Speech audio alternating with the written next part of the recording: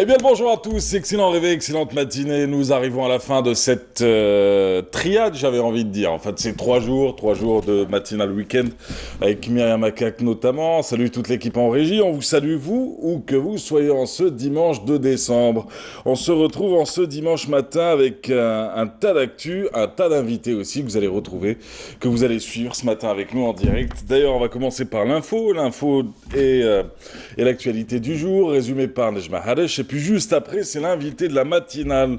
Aujourd'hui, on reçoit sur le plateau avec Nejma Haresh, Nassera Haddad, vice-présidente du Forum des chefs d'entreprise du FCE. Donc, Nassera Haddad sera sur le plateau de la matinale. À suivre aussi, juste après, sans transition aucune, on va parler d'art, on va parler de comédie, on va parler d'actorat avec un comédien qui s'appelle Karim El Yazid. Lui fait son passage ici sur Canal. Pourtant, vous avez peut-être l'habitude de le voir. Il vit de l'autre côté de la Méditerranée. Il est comédien. Là, il joue sur El Ashir. D'ailleurs, il y a quelques semaines, il avait été reçu, non pas lui, mais son film, par Amen Besh dans Ciné Thématique. Et ça tombe très bien aujourd'hui, extrait d'El Ashir. Et retour sur le parcours de Karim El Yazid à découvrir aujourd'hui. Il s'appelle Ali Bouhouf, président de l'association culturelle Sud-Nord. Il s'appelle Yazid Rouja. Il est réalisateur et producteur. On va parler de la 15e édition de quoi ? Tout simplement, 15e édition de la semaine du cinéma algérien. Ça se déroule à Lille. Ce sera l'occasion de revenir déjà sur cette conférence de presse qui va avoir lieu aujourd'hui à Riyad El Feth. Le monument, comme diraient certains. Lydia Ladjouzi, elle nous avait promis un retour pour nous parler du fameux marché des fêtes de fin d'année. Alors, de l'autre côté de la Méditerranée, vous avez le fameux marché de Noël. Même en Algérie, vous avez quelques spots comme ça de marché de Noël. Avec elle, on va parler du marché des artisans des fêtes de fin d'année. Ça a débuté depuis hier. Ça se passe à l'hôtel Sofitel. C'est tous les jours. C'est jusqu'au 31 décembre prochain. Et c'est chaque semaine une rotation d'artisans et d'artisanes venus des 4 coins du pays avec tous les arts possibles et imaginables à découvrir aujourd'hui. Ça tombe très bien, Lydia Ladjouzi nous dresse le portrait de cette première semaine d'exposition. Et puis on finit tout à l'heure avec le retour de qui ? De Siem Kenouch et de Myriam Moussaïd. L'une va parler des plantes et l'autre va parler de ses contes. Bienvenue à vous tous, sans plus tarder, c'est la météo.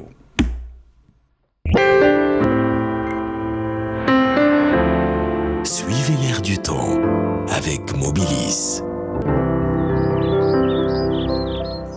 La météo de ce dimanche 2 décembre, ça se passe avec vous, Félix, bonjour. Bonjour à vous et bonjour aussi à tous ceux qui nous regardent ce matin. Excellent réveil à vous tous. Heureuse de vous retrouver comme d'habitude. Et bien aujourd'hui au programme du soleil, des nuages qui résistent et qui persistent vers l'extrême est avec possibilité encore aujourd'hui de quelques faibles pluies.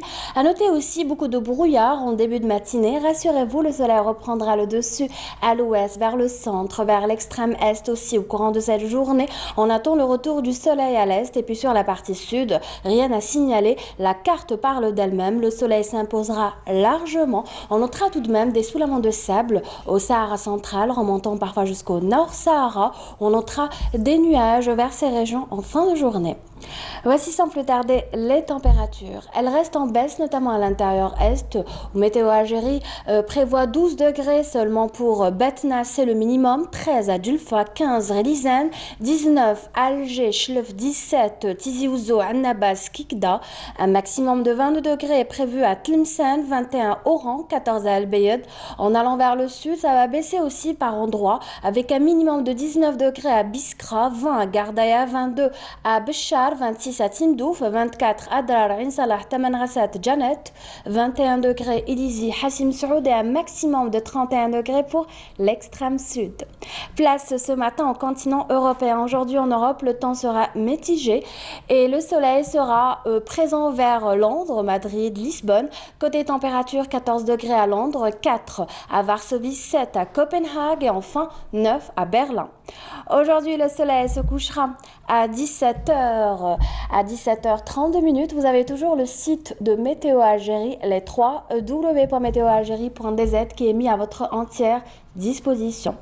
Je vous remercie pour votre attention. Excellente matinée, agréable moment avec vous, Mahrez. À tout à l'heure pour d'autres nouvelles du temps.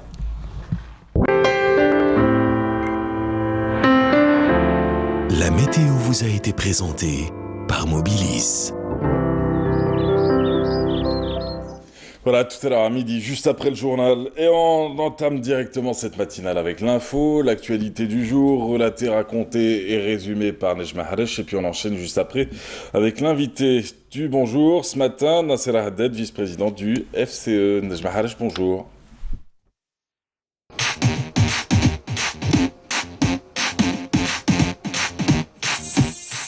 Bonjour Mahrez, bonjour à tous. Dans l'actualité, le prince héritier, vice-président du Conseil des ministres et ministre de la Défense d'Arabie Saoudite, Mohammed Ben Salman, entame à partir d'aujourd'hui une visite officielle de 2 jours en Algérie à la tête d'une délégation de haut niveau dans le cadre des relations fraternelles solides liant l'Algérie et le Royaume d'Arabie Saoudite.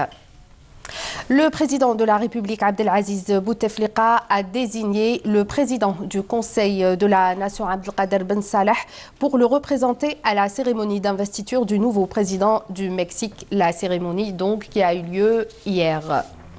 Et conformément à l'approbation du président de la République, chef suprême des forces armées, ministre de la Défense nationale, le général de corps d'armée Ahmed Gaïd Salah, vice-ministre de la Défense nationale, chef d'état-major de l'armée populaire nationale, effectuera à partir d'aujourd'hui jusqu'au 4 décembre prochain une visite officielle aux Émirats arabes unis sur invitation de son Altesse Cheikh Mohammed Ben Zayed Al-Nahyan, commandant suprême adjoint des forces armées, prince héritier d'Abu Dhabi, pour assister à la célébration de la 47e journée nationale des Émirats arabes unis, prévue à partir d'aujourd'hui.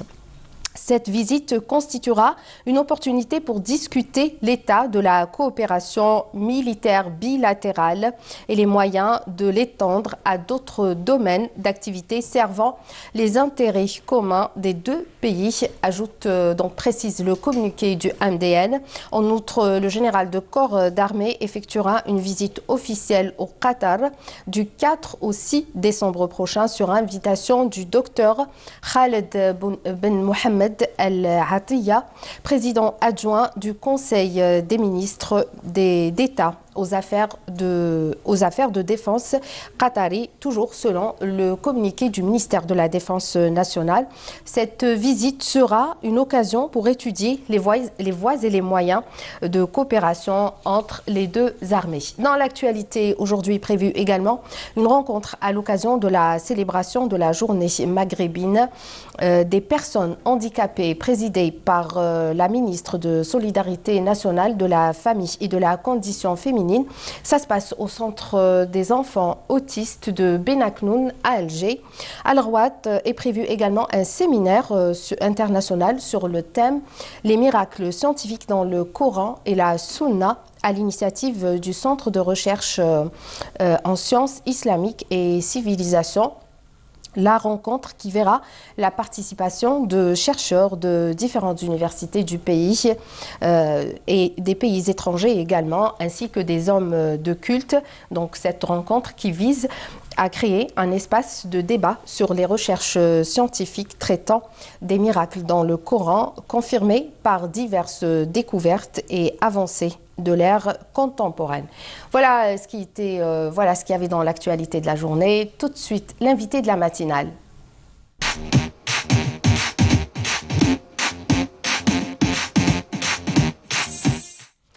Bonjour, j'ai le plaisir de recevoir Madame Nassera Haddad, vice-présidente du Forum des chefs d'entreprise. Donc, bien à vous, merci, merci d'accepter notre invitation. Bienvenue dans ce plateau. Donc, bonjour à vous. Le thème aujourd'hui, donc on revient sur l'événement phare, rencontre gouvernement Wali qui a eu lieu il y a quelques jours. Donc, une rencontre sous le thème gouvernance décentralisée pour une collectivité innovante et entreprenante. Donc, il s'agit là de libérer les gestionnaires locaux pour créer de la richesse, pour améliorer le climat des affaires et donc leur accorder davantage de responsabilités, de prérogatives et ne plus compter dans ce cas-là sur le budget de l'État. Qu'est-ce que vous retenez principalement de cette rencontre et dites-nous quel est le rôle du du FCE dans la concrétisation de cette démarche politique, Madame Nassera Haddad? Merci pour l'invitation.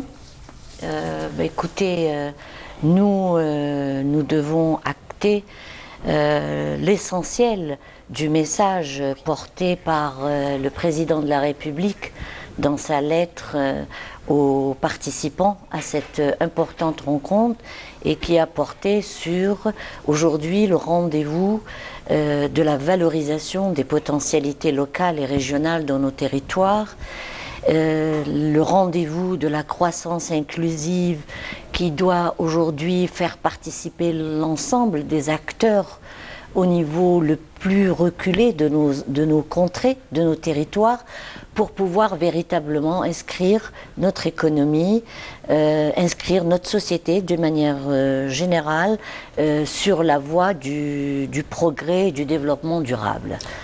Alors, il y a eu avant de parler des recommandations, on revient sur les travaux des 5 ateliers.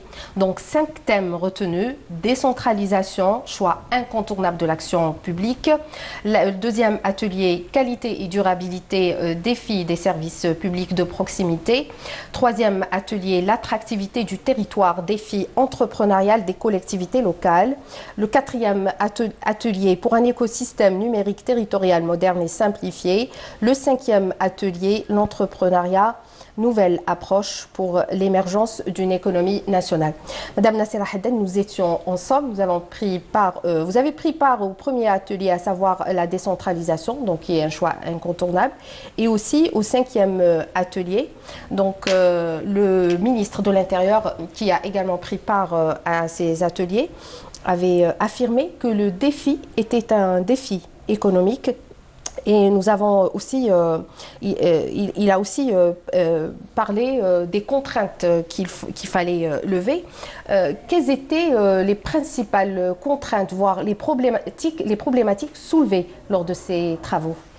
Écoutez, sur l'atelier 1 qui portait sur la décentralisation comme voie incontournable pour le développement des territoires et pour le développement durable, il s'agissait aujourd'hui de changer. C'est véritablement, nous avons assisté aujourd'hui à travers cette rencontre, à travers la décision du président de la République de pouvoir donner le là concernant la décentralisation et concernant le rôle des territoires, la contribution des territoires à la création de richesses, le rôle des acteurs locaux dans la contribution à la création de richesses.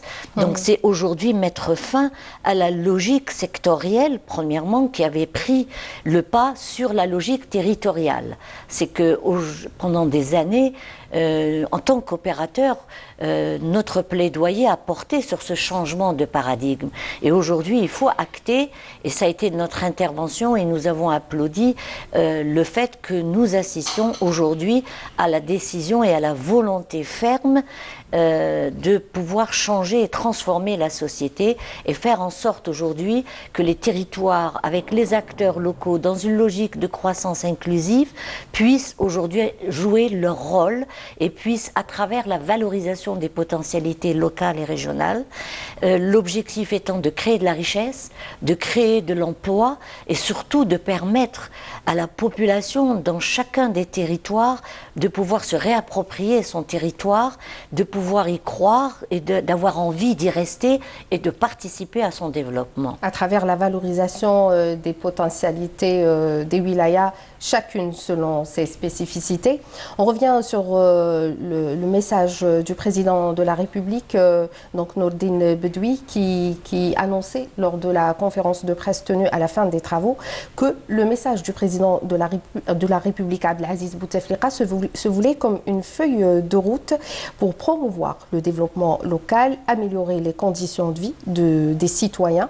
Donc on retient notamment le message du président qui exhorte les walis d'adopter un nouveau mode de gouvernance basé sur l'initiative, l'anticipation, la gestion par objectif et l'approche par résultat, tout en invitant les collectivités locales à s'acquitter pleinement de leur rôle dans le développement national. Vous m'avez dit la dernière fois lors des travaux que c'était un discours de référence, n'est-ce pas, notamment pour les Walis? Tout à fait. C'est un discours de référence et c'est un discours qui doit pouvoir aujourd'hui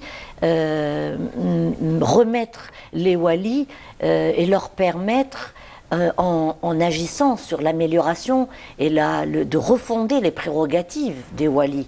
Et ça, c'est ressorti parmi les recommandations de l'ensemble des ateliers, mais particulièrement notre premier atelier parce qu'il portait sur la décentralisation. Donc aujourd'hui, c'est redonner aux Walis la vocation d'être le premier manager de son territoire et de pouvoir surtout, c'est surtout ça notre message en tant qu'opérateur, en tant qu'acteur de l'économie, en tant qu'agent économique, c'est que les Walis puissent être des agents qui puissent fédérer ces acteurs et créer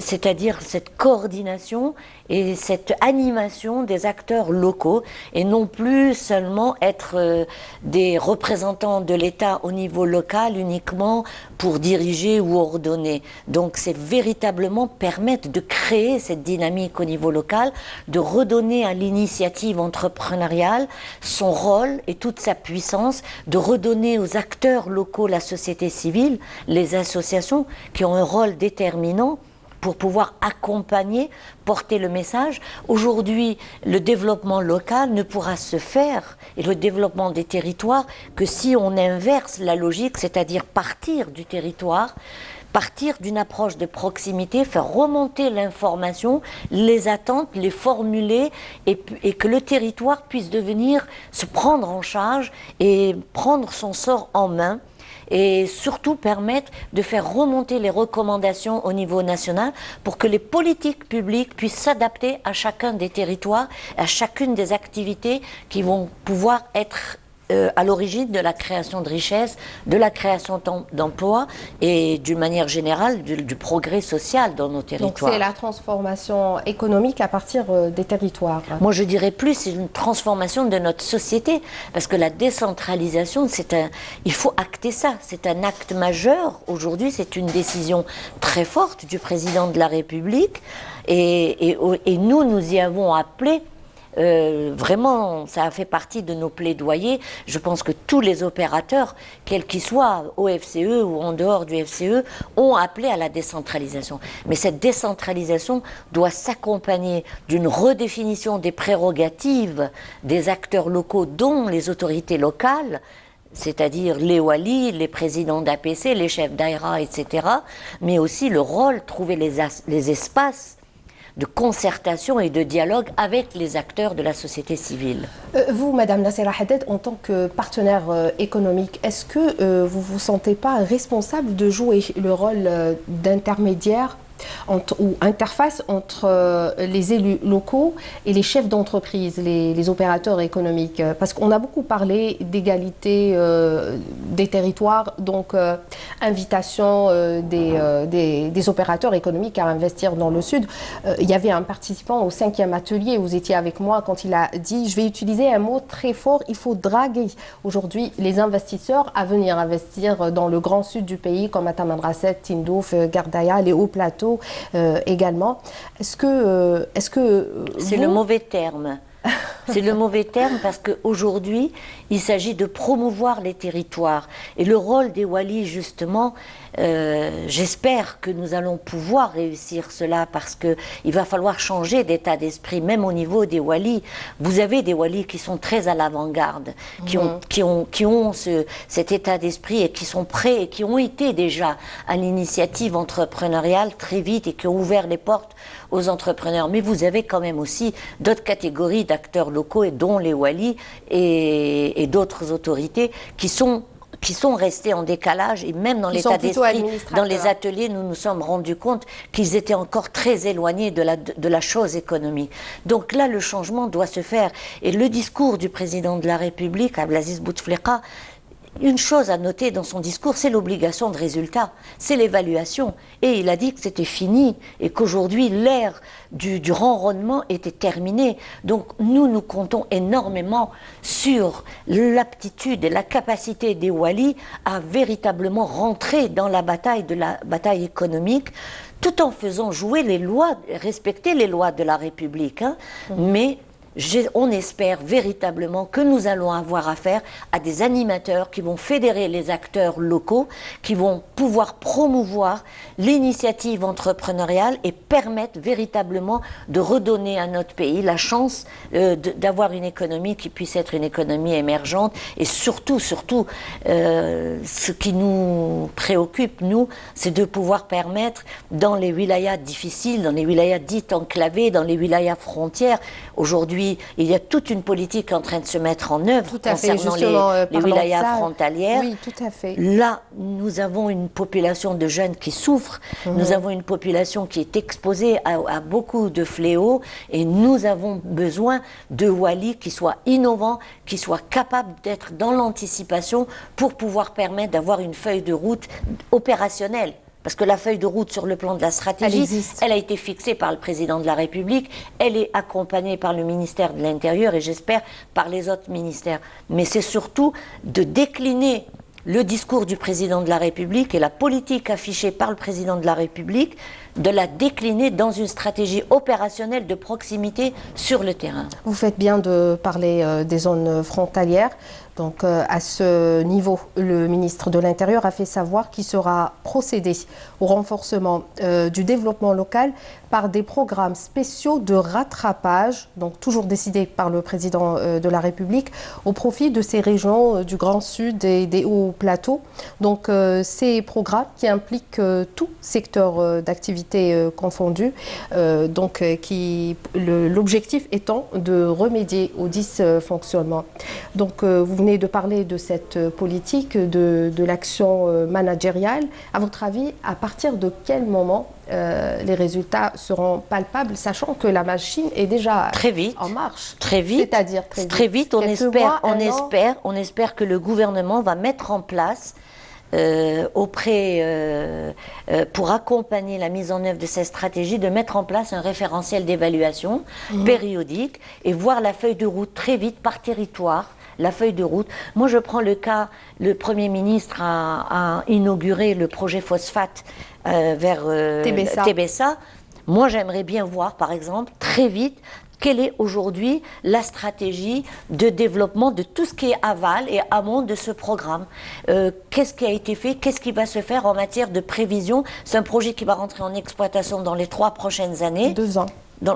Disons dans les 3 prochaines années pour être réaliste.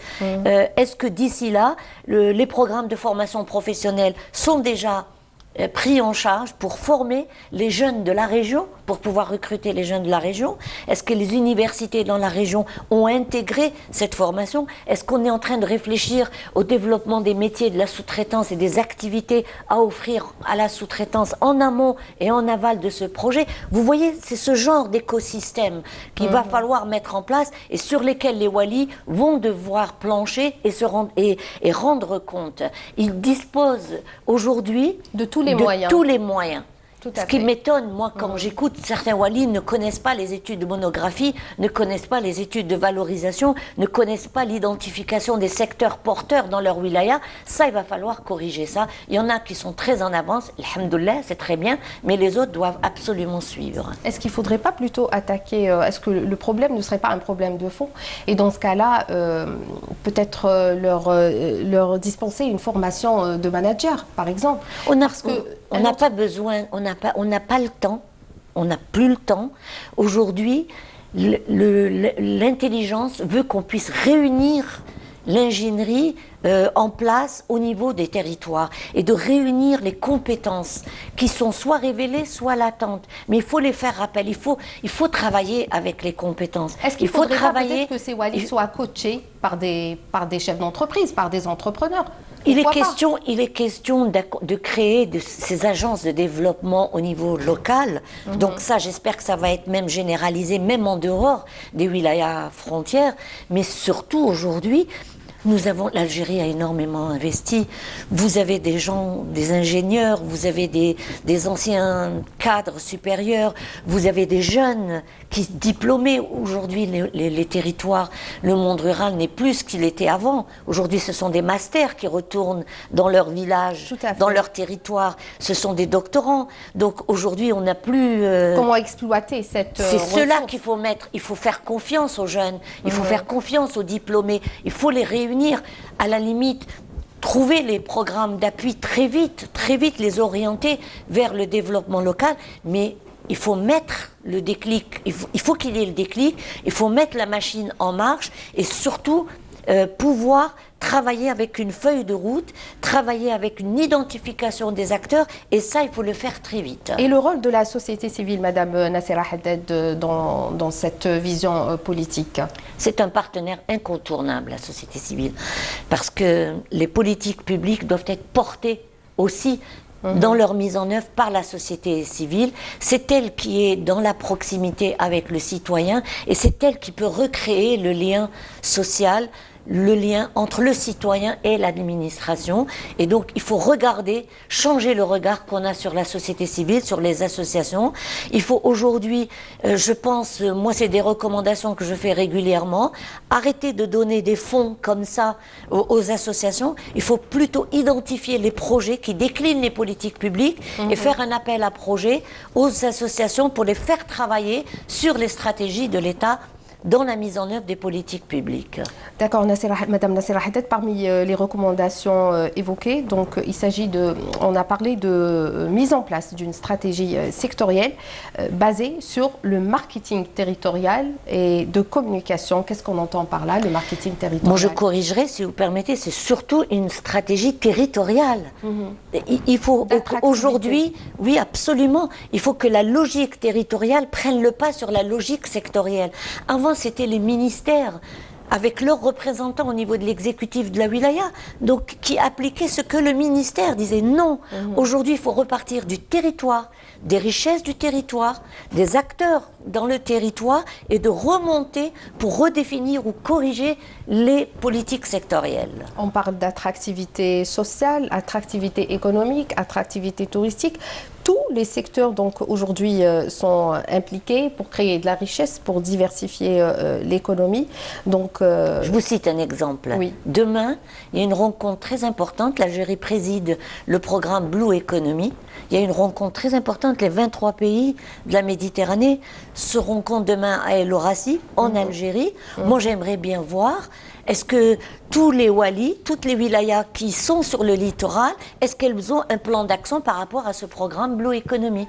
Un programme de création d'activités, un programme d'insertion socio-économique de la jeunesse dans le cadre de l'économie bleue, le développement, faire du littoral une richesse. Faire du littoral une opportunité. De communication aussi, non? Il y a un problème de réflexion territoire et de réflexion valorisation du territoire et de réflexion d'anticipation. Et aujourd'hui, on n'a pas besoin de refaire des études et de sortir de Saint-Cyr. Il faut tout simplement se dire que j'ai un potentiel existant, qu'est-ce que je peux en faire? J'ai un secteur porteur, qu'est-ce que je peux en faire? Comment le décliner en création de richesses, en création d'emplois, et comment mobiliser les acteurs, dont les investisseurs. Et c'est là où la politique des mesures incitatives, les dispositifs incitatifs peuvent donner toute leur puissance. C'est une fois que j'identifie le secteur porteur, le secteur prioritaire dans mon territoire, que je peux recommander au niveau national au gouvernement d'opter pour telle mesure spécifique, exceptionnelle, pour telle activité. Tout à fait, Madame. Le débat est très intéressant. On a beaucoup à dire. On arrive à la fin. Une dernière question. On a beaucoup parlé des opérateurs économiques, leur rôle dans cette démarche politique. Moi, j'aime bien conjuguer au féminin. Et en tant que femme chef d'entreprise, je vais vous poser la question. Le rôle des opératrices économiques dans cette démarche de concrétisation, de décentralisation, de gouvernance, Madame? Dans le monde, il est connu et reconnu que l'insertion des femmes dans l'espace économique peut faire la non-insertion des femmes nous fait perdre plus de 30% de création de richesse. Tout à fait. Donc ça veut dire qu'aujourd'hui, les jeunes et les femmes, c'est un levier déterminant pour le développement des territoires, pour à travers leur insertion, particulièrement dans l'activité entrepreneuriale. C'est un levier très très puissant sur lequel nous devons agir et sur lesquels des politiques précises de proximité et différenciées doivent être appliquées et doivent être promues. D'où la valorisation de l'activité de la femme rurale que fait, enfin, le travail qu'effectue le FCE dans ce sens. Il y a eu déjà une rencontre à Boussaada, justement, l'entrepreneuriat de la femme, sous le thème entrepreneuriat de la femme rurale. Moi, je dirais plus que ça. Aujourd'hui, dans les territoires, il faut travailler sur les femmes entrepreneurs, les femmes qui s'insèrent dans l'activité entrepreneuriale, les jeunes aussi, mais surtout aussi les familles productives. C'est très important de pouvoir aujourd'hui valoriser les savoir-faire, valoriser les produits du terroir, et c'est comme ça que nous pouvons lutter contre la pauvreté, et c'est comme ça que nous pouvons accompagner le gouvernement à réorienter ses subventions vers l'outil de production et permettre aux familles, aux jeunes, aux femmes de pouvoir s'orienter vers l'activité entrepreneuriale et créatrice de richesse. Madame Nassera Haddad, je rappelle que vous êtes vice-présidente du FCE. Merci d'avoir accepté notre invitation. Merci de répondre à nos questions. Prochain rendez-vous demain avec l'invité de la matinale. C'est à vous, Mahres. Merci à vous, Nejma Harish. Voilà, c'était l'invité de la matinale et l'info. Nous, on enchaîne sans plus tarder avec un reportage. Vous le savez, nous sommes au lendemain de la journée du 1er décembre, journée mondiale de lutte contre le sida, de lutte et de prévention. Et Mouna Nawal Hamoudi nous parle de la prise en charge des personnes atteintes de ou du sida. Allons-y. Le dépistage précoce du sida, c'est-à-dire le plus tôt possible après l'exposition potentielle au virus, demeure le meilleur moyen pour garantir un traitement adéquat et assurer une meilleure qualité de vie aux personnes atteintes. مرض السيدا أصبح مرض غير قاتل، أصبح مرض مزمن. Le sida est actuellement passé du statut de maladie mortelle à celui de maladie chronique. En est la preuve, sa prise en charge par la Caisse de la Sécurité sociale. Le sida est classé parmi les maladies du sang, c'est-à-dire les hémopathies. Et les personnes atteintes ont des cartes Shifa. Ces personnes s'intègrent de mieux en mieux au sein de la société et ont du travail. Les femmes porteuses du virus peuvent même avoir des enfants sans risque de transmission du virus pour le fœtus.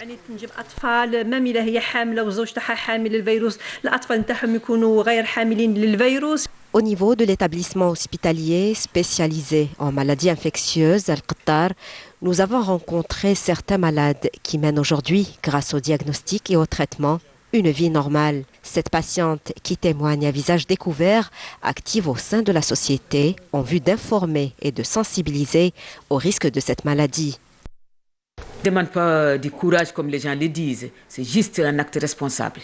En Algérie, vous avez une expertise de qualité, des médecins qui connaissent non seulement le VIH, les médicaments qui vont avec le VIH, mais aussi les comorbidités. Lorsque je suis venue ici la première fois, j'avais très peur, j'étais désorientée, mais j'ai trouvé une bonne prise en charge, que ce soit sur le plan de traitement ou sur le plan psychologique. Et aujourd'hui, je me sens beaucoup mieux. Le problème est que la société ne nous accepte pas, la famille non plus. Il est très rare de trouver une personne qui nous comprend. C'est blessant et très dur à vivre. À Alger, 58 nouveaux cas de sida ont été enregistrés lors du premier semestre 2018. Les spécialistes appellent à une implication plus importante de la société civile dans les campagnes de sensibilisation aux risques, aux moyens de prévention et de lutte contre cette maladie. De Nassim Boumeïza. Et on va en parler d'ailleurs ce matin. Excellente matinée à vous tous. C'est parti avec l'invité du jour. Alors après la politique et l'économie, on va s'intéresser à l'art. C'est Karim El Yazid. Bonjour à vous. Bienvenue sur le plateau. Bonjour, merci pour votre invitation. Ça fait un moment qu'on discute. C'est vrai. d'un jour de rencontre sur le plateau. Ouais. Bon, aujourd'hui c'est fait. Super. En tout cas, c'est un plaisir de vous recevoir. Alors, vous et la comédie, c'est une drôle d'histoire. Vous êtes peu connu ici, on vous connaît à l'écran, mais vous ne faites pas partie des visages que l'on croise un peu people que l'on voit dans les rencontres et les festivals et autres, mais vous faites partie de ces comédiens qui s'installent doucement, discrètement, mais que l'on retrouve pratiquement dans toutes les grandes productions et dans toutes les séries. Alors Karim Yazid, vous et le cinéma, ça a commencé quand ? Ça a commencé depuis mon enfance, mais j'en ai jamais fait un métier professionnel. Ouais. Et j'ai toujours pris des cours de théâtre, ensuite des cours d'art dramatique type cours Simon, Florent, à Paris, puisque j'habite Paris. Ouais. Et puis, j'ai continué dans mes études. Je suis plutôt... j'étais formé à la comptabilité, ensuite commerce international. J'ai occupé des postes de cadre. Pour ne pas dire directeur général, même à Alger pendant 3 ans, durant de 2007 à 2010. Dans quel secteur ? Dans le secteur informatique, dans un grand groupe franco-libanais. Et j'ai fait de la distribution, j'étais grossiste. D'ailleurs, je fais un coucou à tous les amis qui me reconnaissent ce soir. Et ça vous a ennuyé ? Ah oui, à un moment donné, c'est pas que ça m'a ennuyé, c'est les difficultés administratives que j'ai rencontrées en Algérie.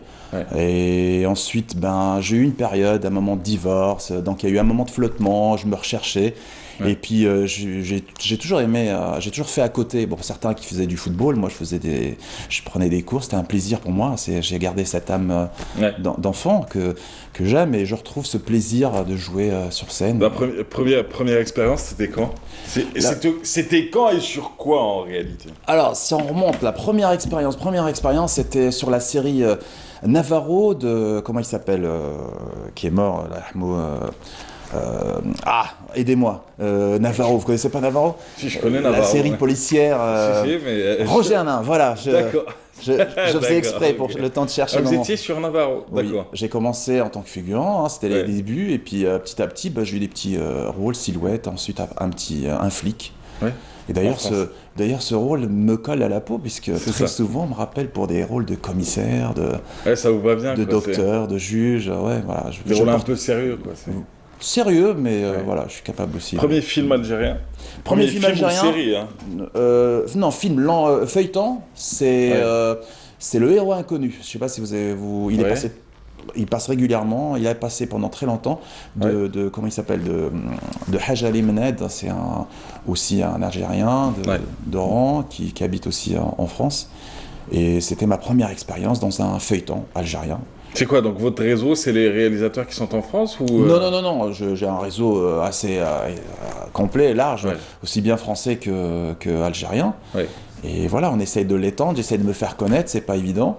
C'est pas parce qu'on vient de France que forcément on a sa place, non, c'est pas ça. À une certaine époque, oui, maintenant un peu moins. Non, et puis il y a de la concurrence maintenant, on n'hésite plus dans les longs métrages de ramener des acteurs français, français. Donc voilà, moi comme j'étais pas connu et que j'ai un profil qui peut faire croire que je suis européen. Donc, par rapport à mon français, par rapport à ma prononciation et tout ça, mon élocution. Et votre visage. Et mon visage, ça passe très bien. Et puis les gens qui ne me connaissent pas, dans Le Héros Inconnu, je joue le rôle d'un capitaine méchant, capitaine Bollet. Et tout le monde a pensé dans le cinéma que j'étais français, mais en fait, Jazairi. Ça s'appelle Karim Yazid. Vous voulez de la ASMR. Voilà, c'est pour montrer un petit peu que je sais aussi maîtriser la langue algérienne. Alors vous faites notamment Point Zéro, Nassim Boumaïza. On en parlait il y a quelques instants d'ailleurs. Quand on est revenu, vous avez entendu le prénom et le nom du réalisateur Nassim Boumaïza. Et comment s'est passée l'expérience ? Très bien. Un professionnel. Vraiment, j'ai pas vu de différence par rapport à ce que j'ai fait déjà à Paris et en France, mais vraiment un professionnel. En plus, lui aussi, il a fait des études à Strasbourg, donc on s'est vite compris. Il m'avait déjà repéré dans d'autres séries et films, longs métrages, parce que je suis plus spécialisé dans le cinéma. Et voilà, ça s'est très bien passé. Il croque la vie à pleines dents, ça c'est pas fou. Il va un peu vite, un peu trop vite pour certains. Mais bon, ça reste sa jeunesse qui fait tout ça. Alors, Héliopolis avec Jafar Gassem, bon, c'est pas encore sorti. Non, c'est pas encore sorti. Mais vous étiez sur le cas de Mostaganem où on s'est opposé aux scènes de tournage ? Oui, à Eintmoushen. Eintmoushen, pardon. Et oui, bon, après c'était juste un petit peut-être. Ici à Alger, on en a fait un tollé. Oui, mais en fait non, c'était pas si impressionnant que ça. Bon, il y a eu quelques réclamations, mais après. Voilà, pour les besoins du tournage, la mairie avait été redécorée avec le drapeau français parce que c'est un film d'histoire. Je veux dire, on n'occulte pas non plus l'histoire. Et certains habitants de la région sont sortis manifester contre la présence du drapeau français. Enfin, c'est parti en vrille parce que ça partait dans des considérations. Je veux dire, c'est ceux qui connaissent l'histoire qui partent pas non plus dans ce genre de polémique. C'est ceux qui maîtrisent l'histoire qui respectent aussi le cinéma, mais ceux qui sont dans l'ignorance, forcément. Mais c'est une très jolie ville en tout cas. Ah bah oui, vraiment, j'étais impressionné. Avec une belle population, hein, à part les 5-6 personnes que vous avez croisées. Alors du coup, l'Arbi Ben Mehdi aussi, vous avez joué quel rôle? J'ai eu la chance de participer, en tout cas, à un petit rôle en tant que commissaire français des renseignements généraux. Et voilà, j'espère que ça aussi, ça va être aussi un super film, je pense. Blue Badis? Ibn Badis, oui, j'ai joué dans la série, 12 épisodes, Talleyrand. J'avais la barbe, parce que je suis pas... selon les rôles, un coup j'ai les moustaches, un coup j'ai la barbe, un coup je suis sans rien. Une vraie ou on vous l'a collée? Ah non, c'est ma vraie barbe. Elle pousse bien donc. Très vite et bien, Tranquille. Et puis il y a Al-Ashir. Alors Al-Ashir, un film de Amar Seyfoudil. Oui. La rencontre, elle s'est faite où et quand? Eh ben, Amar Seyfoudil m'a découvert, en fait, me suivait sur les réseaux sociaux, sur Facebook, et il m'a fait confiance. Il a vu quelques bandes annonces que j'avais fait auparavant, et l'expérience s'est vraiment bien passée. En plus, c'est devenu un ami, un superbe ami. Il comprend, c'est vraiment aussi un très grand professionnel. Moi, je lui souhaite vraiment tout le bonheur et il mérite vraiment d'aller très très très très haut. Alors du coup, vous jouez le rôle de Kaziraji, c'est ça? Un commissaire. Un commissaire aussi. Durant la France coloniale, durant l'époque de la France coloniale. Tout à fait. Enfin, durant l'époque de la colonisation française en Algérie, pour dire plus juste. Et on va voir un extrait. J'en parle parce que c'est les extraits qu'on a pu qu'on a pu trouver aujourd'hui. Allons-y, on se retrouve juste après. Il avait 29 ans. Il a fait de bonnes études au collège technique et obtenu un diplôme de tourneur. Il pratiquait la musique de plus en plus comme professionnel. Il était réputé proche du cheikh Nathan Drey. Il travaillait à préparer l'enregistrement de son premier disque pour le compte d'une maison d'édition algéroise. Personnage apprécié en ville pour sa courtoisie, sinon discret dans sa vie privée. Bien entendu, on le savait, protégé de Borgna, dont il continuait à fréquenter la maison régulièrement. Il ne semblait pas se soumettre aux interdits du FLN sur la musique ou la boisson. Et a pris part en mai dernier aux manifestations de fraternisation, où il avait chanté en marge de la cérémonie de dévoilement qui était organisée au théâtre. Considéré comme un ami loyal de la France. Voilà qui éclaire la gravité de l'événement. Je dois ajouter, pour être complet, que nous devons rappeler l'assassinat du cheikh Lakhdar Ben Abdali en juillet dernier, qui jouissait d'ailleurs d'une réelle autorité pour ses travaux sur les poètes constantinois. Ce n'est pas pour ça que le FLN l'a exécuté, mais plus pour ses prises de position et pour sa collaboration avec nos services de presse. Votre sentiment, commandant Corbin? Monsieur Benmez. Non, mais c'est vrai que ce serait bien que je passe en tout cas en Algérie. Bon, vous le faites bien, on va voir un deuxième extrait, puis on va voir Ibn Badis, c'est pareil, et puis je suis sûr que sur Héliopolis ou sur Al-Arbi Ben Mehdi, vous incarnez de super beaux rôles avec brio. Je veux dire, il n'y a pas de souci là-dessus, mais je veux dire, est-ce qu'à un moment on n'a pas envie d'aller sur autre chose, quoi? Mais bien sûr, moi j'ai bien envie de faire autre chose, puisque je le fais à Paris, en France, sur d'autres rôles. J'ai joué un docteur, un juge, un journaliste de type BFM. J'ai fait quoi d'autre? D'ailleurs, chez Jafar Gassem Bouzidé, il y a 2 ans, en 2016, t'as la période de Ramadan, j'ai joué le rôle d'un journaliste National Geographic. Et si on se souvient, c'était le fameux... Que des rôles sérieux. Ouais, non, mais là, c'était de la comédie, et c'était aussi pour montrer que j'étais capable de jouer non seulement des personnages très sérieux, mais aussi des personnages qui ont tendance un petit peu à faire rire, comique, voilà. Il y a des réalisateurs avec lesquels vous aimeriez travailler? Les plus grands, oui. Et dans le cinéma, j'aimerais bien avec Tarek Lamina, j'aimerais bien travailler avec Lotfi Bouchouchi, voilà, je le cite, qui a fait un excellent film, puis je le suis d'ailleurs. Le Puy. Le Puy, et qui a d'autres... Le Puy et depuis, on attend la suite. Hein. Voilà. Et Ahmed, pas mal le jeu de mots, c'est depuis ou puis... Ouais, c'est depuis, on attend la suite. Bien joué. Et Ahmed Rajdi, par exemple, voilà, il y en a plein d'autres que je connais pas. Ahmed Rajdi, vous allez être servi par l'histoire. Hein. Oui, par l'histoire. Il y a aussi, après, les nouveaux, comme Karim Moussaoui, comme... comment elle s'appelle, Sonia, je crois, j'ai oublié son nom de famille, mais bon, qui a fait le film Parler de Yasmine Chouir. Il est bien heureux. Il y a Yasmina Chouir aussi, mais il est bien heureux, je crois, non? Les Bienheureux, c'était qui déjà? Ou en attendant les Ah, hirondelles. Je confonds. Non, je confonds. Non, vous parlez de Sophia Jama. Sophia Jama, voilà, c'est ça. Ouais. Voilà, ce sont des jeunes nouveaux réalisateurs excellents. Et voilà, il y a tous ces gens-là. Mais j'ai Drama. J'ai une panel de jeux qui peut servir à pas mal de personnages, oui. Pardon?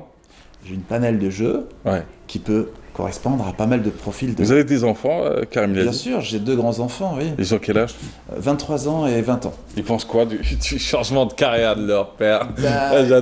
Ça les fait Papa était à la tête d'une grande entreprise pendant de longues années, papa était un cadre, et puis du jour au lendemain, papa a tout abandonné pour faire du cinéma. Ma fille m'a dit, t'es un fou.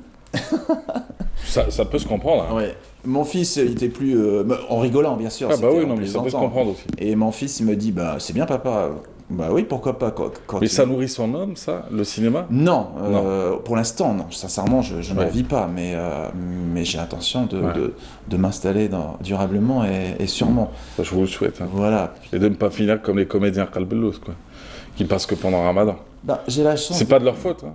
Et on le dit et on le dénonce parce que ce n'est pas de leur faute. Non, après, c'est un choix. Je veux dire, moi, je sélectionne. Je viens pas non plus faire n'importe quoi et tourner n'importe quoi. Je suis pas dans les séries. Si vous me cherchez, c'est vrai qu'il y avait une série dans laquelle j'aurais bien voulu jouer. C'est de type Rawa, la première en tout cas, qui avait bien démarré. Pas la deuxième? Non, parce que je pense c'est devenu n'importe quoi. Oui, c'est ce qu'on dit. Hein, c'est pas moi, mais. Ah non, mais je pose la question. Moi aussi, je commente pas. Je regarde pas. J'ai pas regardé, mais voilà, de type. Il y a aussi comment il s'appelle? C'est Ciné-Rêve.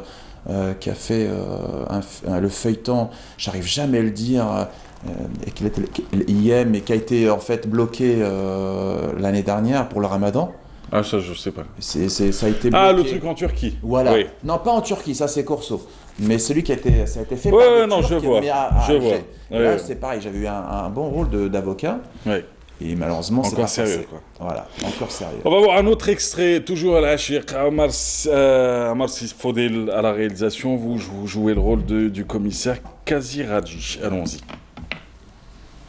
Sur cette affaire, moi je pense comme vous. Ce Elachik, il me paraît beaucoup trop lisse. Tout le monde l'aime. Alors il dit aimer la France, mais moi je pense plutôt qu'il était FLN. Seulement, je peux pas le prouver. Je trouve pas la soudure. Moi, je ne fais pas confiance et je ne m'en cache pas. Je n'ai rien trouvé de probant. Il aime chanter. Il était sous les ailes protectrices du cheikh Nathan et de Borgna. Lisse, vous avez raison de le dire. Et si c'était pas le FLN?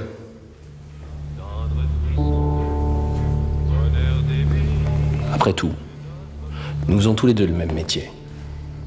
J'imagine qu'on peut en parler. Mon commandant, vous le savez bien, cela ouvre des pistes sur lesquelles je ne voudrais pas avancer. Le fond de ma pensée est qu'il s'agit d'une opération qui exigeait une logique. De me sauver un petit peu Voilà donc ce deuxième extrait, la Hachir. Le film a été d'ailleurs diffusé sur Canal. C'était juste après Ciné thématique avec Amir Nebash il y a quelques semaines de cela. Tout à fait. Alors du coup, prochain projet cinéma, ce sera... Alors là, c'est pour l'instant, je mens pas, il n'y a rien, c'est le néant total, mais ça ne devrait pas tarder. Voilà. Vous êtes à Alger pour quelle raison? Administrative et aussi pour rencontrer quelques réalisateurs qui m'ont demandé de les voir. Voilà. Qu'est-ce qu'on pourrait vous souhaiter? Le meilleur est tourné parmi les grands en Algérie. C'est quand même mon pays où je suis né. Vous avez oublié Rachid Bouchareb tout à l'heure. Ah ben bien sûr, ça c'est on entame la partie de l'autre côté de la mer Méditerranée, bien sûr. Rachid Bouchareb, bien sûr. Allez, je vous souhaite beaucoup de succès, beaucoup de réussite. Merci. Merci d'avoir été là. Prochaine fois, on se fera un max de tous les extraits de vos apparitions et de vos rôles. Karim El Yazid sur Facebook, j'imagine, sur Instagram également. Oui. Sur Twitter aussi. Oui, j'y suis. Depuis peu de temps, mais j'y suis. Eh ben très bien. Merci d'avoir été là. Merci à vous. Bonne chance. Et merci à la direction. À bientôt. À bientôt, au revoir. Merci à la direction, ça m'a rappelé la télé des années 70. Merci à la direction de la télévision unique. Allez, merci à vous. Karim Yazid était notre invité aujourd'hui. Nous, on se retrouve dans quelques instants avec d'autres invités, mais juste avant, on va s'intéresser au patrimoine avec Soumaï Zerouali qui nous parle du Musée national public du Bardo. Allons-y. L'une des plus belles et des plus caractéristiques des villas mauresques d'Alger construites au XVIIIe siècle, la Villa Bardo. L'une de ces nombreuses propriétés des riches habitants de la Casbah, résidences secondaires, elles étaient bâties en dehors des murailles de la Médina. Caractérisée par son beau jardin et son architecture très spéciale, elle a appartenu à Mustafa Ben Omar. Les gros propriétaires ou les notables de la ville, en plus de la maison citadine, donc la maison qui se trouvait dans la ville d'El Jazeir ou la ville d'Alger, l'ancienne ville, avaient aussi des maisons à la campagne. C'est donc une maison de campagne au départ. Alors, le nom qui est accolé à cette maison, c'est Jnan Mustafa Ben Omar. Il est vrai qu'on a souvent écrit, on dit souvent que ce serait un prince tunisien qui serait venu s'installer à Alger. Or, les Ben Omar sont connus, c'est une famille qui est connue. Il y a eu même un B du Titri qui s'appelle Ben Omar. Et plus que cela, nous avons un quartier à Kouba qui s'appelle Ben Omar, ce qui explique que très certainement c'était une propriété au départ, puisque ce sont des lieux dits. Et il y a même une autre maison qui est au Bastion 23, c'est le 18 de la rue des Lotophages, qui porte aussi le nom d'Ar Ben Omar. Caractérisé par ses carreaux de faïence italienne et hollandaise, ainsi que son magnifique jardin et ses cours internes, Jnan Mustafa Ben Omar est unique en son genre.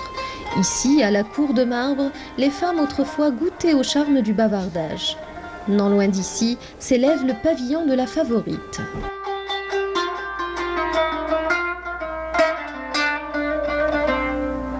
On est venu en vacances une semaine et on a décidé un peu de visiter Alger. On a commencé par le musée Bardo, c'est absolument incroyable, une première partie un peu archéologique. Et puis on arrive là, c'est juste incroyable, un palais magnifique, des petites alcôves partout, c'est somptueux. C'est vraiment un endroit agréable, il fait frais, c'est joli, on découvre des petites pièces à chaque recoin. Et le musée en lui-même aussi, je l'ai trouvé très bien fait, très riche en informations. Donc on est content de cette première visite. Plus on avance dans le musée, plus on découvre de nouvelles salles. Je trouve ça assez impressionnant.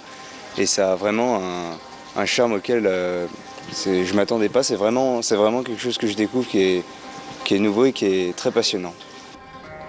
Le musée national du Bardo recèle de magnifiques décorations, dont meubles de style oriental, tapis et broderies. C'est un musée qui a été inauguré en 1930 comme musée de préhistoire et d'ethnographie. Et il devient musée national en 1985. Et en même temps, c'est-à-dire il y a eu le classement aussi de la bâtisse comme monument historique en 1985 aussi. C'est un musée qui regroupe un peu des collections de préhistoire, qui racontent un peu la préhistoire algérienne depuis 2 millions d'années jusqu'aux époques néolithiques, c'est-à-dire jusqu'à 10 000, 9 000, 8 000 ans. Et aussi des collections d'ethnographie qui représentent un peu les régions de toute l'Algérie. Quand on reçoit les objets, on est obligé de les vérifier. Est-ce qu'il n'y a pas de contamination? Est-ce que c'est des objets qui doivent être nettoyés, dépoussiérés, consolidés pour qu'on puisse après les diriger vers les réserves, que ce soit de préhistoire ou d'ethnographie. Occupée par plusieurs familles et personnages, elle est transformée en musée de préhistoire et d'ethnographie africaine dès 1926 pour devenir en 1962 le musée national du Bardo.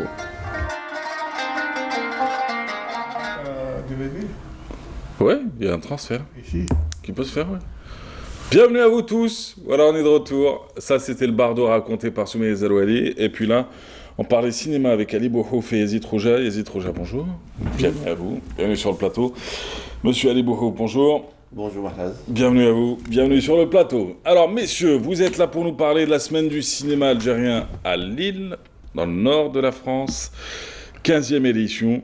On en parle avec vous d'ailleurs, cinéma et littérature, avec une édition hommage également à Jamal Alam et à Rachid Taha, deux monstres sacrés de la musique qui nous ont quittés cette année, pratiquement à la même période d'ailleurs. Alors vous êtes là aujourd'hui pour nous en parler. C'est l'association Sud-Nord Évolution qui en parle, et qui organise plutôt. Oui. Ouais. On y va avec vous, Ali Bouhouf? Oui, ça fait depuis 15 ans qu'on organise avec notre ami Yazid c'est-à-dire Ibn Lille. En plus, on invite c'est-à-dire les réalisateurs, les acteurs. Vraiment, depuis 15 ans, c'était formidable. On a passé des moments formidables avec les réalisateurs et les acteurs. En plus, le public, ils adorent le cinéma algérien. Ouais. Ça se passe du 14 au 20 décembre prochain. Ça se passe où à Lille? Alors, l'ouverture, on va le faire à la salle polyvalente de Lille Sud, à côté de la mairie. On va faire aussi les temps forts au Palais des Beaux-Arts de Lille. D'accord. En plus, il y a aussi l'Auberge de Chenin, Roubaix, Tourcoing. D'accord. Donc vous allez avoir plusieurs spots. Plusieurs. On fait, c'est-à-dire une rotation culturelle. C'est ça. Alors vous êtes partenaire avec le consulat général d'Algérie à Lille et un ensemble de partenaires aussi, de sponsors qui vous accompagnent. Alors il y a des films qui ont été sélectionnés. Qui peut nous parler du programme? On y va avec vous. Ali Khouja, vous êtes réalisateur, vous êtes vous êtes producteur. Et vous êtes un ami du... aussi directeur artistique du festival, donc je m'occupe essentiellement de la programmation. Cette année, donc effectivement, c'est la 15e année, et c'est la preuve du sérieux de l'association qui organise ces rencontres. 15 ans d'existence, c'est pas rien. Rarement un festival a tenu cette longueur en Algérie même, avec des moyens bien supérieurs. Et grâce à des bénévoles, mais aussi c'est vrai, il faut le reconnaître, le consulat, le ministère de la Culture, le CADC, qui a mis à notre disposition des films, nous atteignons donc une période de croisière, la 15e édition, consacrée à un thème majeur aussi, cinéma et littérature. Ouais. L'objectif, c'est... Pour nous, ce qui nous a interpellés, c'est d'aller dans le Nord-Pas-de-Calais, tout au nord de la France, et avec la frontière belge. C'est un pays où, depuis le début du 19e siècle, une grande colonie d'Algériens s'est installée. Bien sûr, c'était pour les grands travaux difficiles, les houillères, les charbonnages, et ensuite tous ceux qui sont décédés, mais une partie est restée après la Première et Deuxième Guerre mondiale. Donc ça fait une population importante. C'est plus la première, ou deuxième ou troisième génération, mais on est à une population ancienne et qui a besoin d'avoir... c'est pour eux qu'on essaie de créer ce pont entre le pays d'origine et les enfants de ces générations. C'est leur pays d'origine qui vient... Ils ne connaissent pas l'histoire de leurs parents. Ils ne connaissent pas leur culture, ils ne connaissent pas même la langue, bien sûr. Ouais. Et donc, il était important de leur permettre d'apprendre d'où viennent leurs parents, d'apprendre l'histoire de leur pays, et renforcer ce lien affectif, sentimental, qui est transmis par les parents, lui donner une autre dimension plus forte. C'est une des raisons majeures de l'organisation de cette manifestation qui, effectivement, comme le rappelle Ali, touche plusieurs endroits. L'université, parce qu'il y a pas mal d'étudiants algériens là-bas, les petits centres comme le Roubaix et Tourcoing, on a fait même des fois des incursions jusqu'à Bruxelles, mais c'est surtout au Palais des Beaux-Arts qui est un monument majeur à Lille, où on organise le gros de la manifestation, projection de films, débats, etc. Et on va revenir sur le programme et la programmation de cette année dans quelques instants, juste après cette bande-annonce. Allons-y.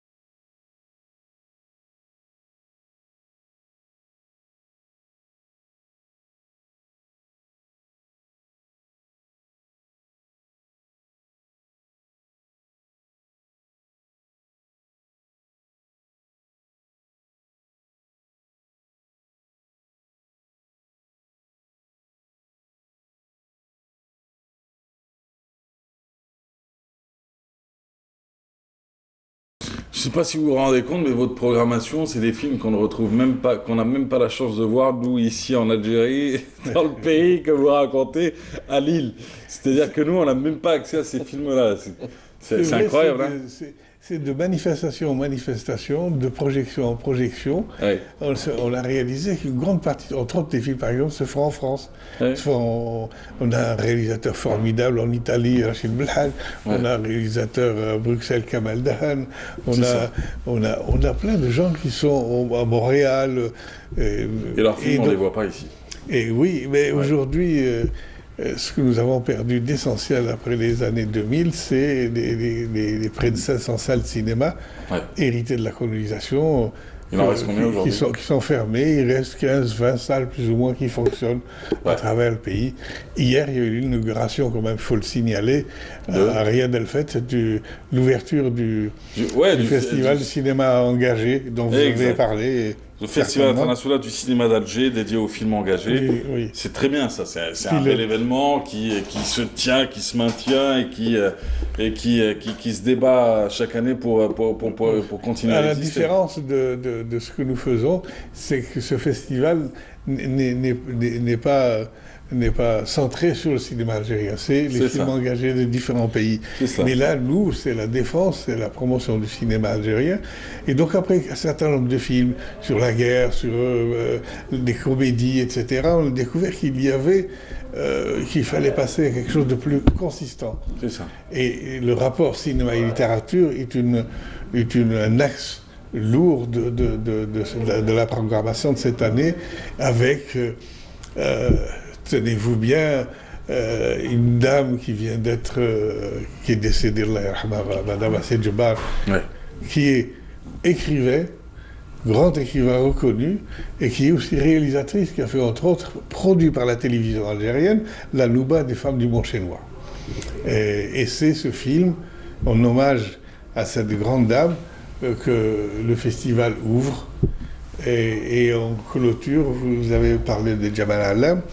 Et la clôture, c'est avec Jamal Alam, aussi en hommage à ce grand disparu, notre ami, avec un documentaire que peu de gens ont vu. Il s'appelle Bon Public. Et Jamal Alam... Ah, c'est lui qui l'avait réalisé. Si, on en avait parlé sur ce plateau, dans ce plateau. A réalisé ce documentaire qui fera donc la clôture à travers ça... des hommages à Mouloud Mamri, à Feraoun, à Diba, et grâce à Ali Fath, réalisateur de la télé encore, grâce à lui, on a plusieurs documentaires qui accompagnent les films. C'est ça. Quand on passe L'Opium et le bâton, l'adaptation cinématographique faite par notre collègue Ahmed Rachdi, il y a un documentaire d'Ali qui est sur l'auteur, ce qui permet à des universitaires, j'espère, et à des cinéphiles, d'avoir une approche plus riche, une approche plus complète du film, de l'auteur, d'où partit le scénario, et donc cette liaison entre cinéma et littérature, littérature-cinéma, fonctionnera, à mon avis, de la manière la plus complète. Il parle bien, hein. Moi j'adore, il résume bien le festival, quoi. Et quand tu regardes ça et que tu habites à Roubaix ou dans le nord de la France, en fait, tu peux être même en Picardie si tu veux, à Beuville ou à Amiens, et que tu sais qu'il y a un festival et une semaine du cinéma algérien, tu ne peux que y aller, quoi. Et on espère qu'il y aura du monde, un maximum de monde. Oui, nous interpellons, c'est vrai, ça allait pas être limitatif, on interpelle en priorité notre immigration, mais on voudrait aussi, et on fait beaucoup de travail dans cette direction, du moins Ali, l'association et les bénévoles, en direction de la population française. On voudrait qu'ils sachent qui sont ces gens anonymes avec qui ils vivent et qui côtoient tous les jours dans le travail ou dans le non-travail. Et grâce au cinéma, n'importe quel Lillois, n'importe quel Français ou Belge va savoir que ces gens-là ont une histoire, une culture, ont des traditions, etc. Et à mon avis, qui devrait enrichir le vivre ensemble qui est souhaitable et absolument nécessaire. Merci à vous. Merci à Fouja, merci d'avoir été avec nous. Merci à vous. Merci. C'était un plaisir. Et on rappelle juste l'ouverture, c'est le 14. Vous nous rappelez le lieu? C'était la salle polyvalente du Sud, à côté de la mairie. Je vous appelle Ali Khouja, c'est Yazid Khouja. Vous m'excuserez depuis tout à l'heure, j'arrête pas de vous appeler Ali. Et une pensée particulière à l'historien. Parce que même quand moi je m'appelle Yazid dit ça va Khouja. Alors, c'est une salle polyvalente, elle est formidable. D'ailleurs, on a fait l'ouverture en 2014. Depuis, vraiment, c'est une salle qui convient parce qu'on va faire une belle exposition concernant littérature. Et après, ça donne le 15, au Palais des Beaux-Arts, c'est une très très belle salle, c'est les mains. Merci d'avoir été avec nous en tout cas. Yazid Khouja, rappelons que vous êtes réalisateur, producteur, directeur artistique de cet événement. Ali Bouhouf, vous êtes président de l'association culturelle Sud-Nord. Voilà, Sud-Nord Évolution. Vous organisez cette 15e édition du 14 au 20 décembre prochain. Ça se passe à Lille, la semaine du cinéma algérien à Lille, avec comme thématique le cinéma et la littérature et un triple hommage. Tiens, l'hommage à Rachid Taha, l'hommage à Jamal Allem et l'ouverture avec Assia Djebar qui sera à l'honneur. Plus d'infos, Internet, Facebook, comment s'appelle la page? Sud-Nord Évolution. Eh bien, tout simplement. Merci encore, merci d'avoir été là. Merci à vous. Je vous souhaite beaucoup de succès, beaucoup de réussite, beaucoup de belles choses et beaucoup de belles rencontres surtout. Quant à nous, on se retrouve dans quelques instants avec qui? Avec Lydia Ladjouzi, avec Lamia Ali Khouja. Là, on va parler de toute autre chose, on va parler d'artisanat. Et puis Myriam Moussaïd, les plantes, et Siam Kenouch, les contes. Ça, ce sera juste après ce portrait d'une femme artisane. Elle fait du pain d'ailleurs. C'est Lilia Bonassel qui a été à sa rencontre.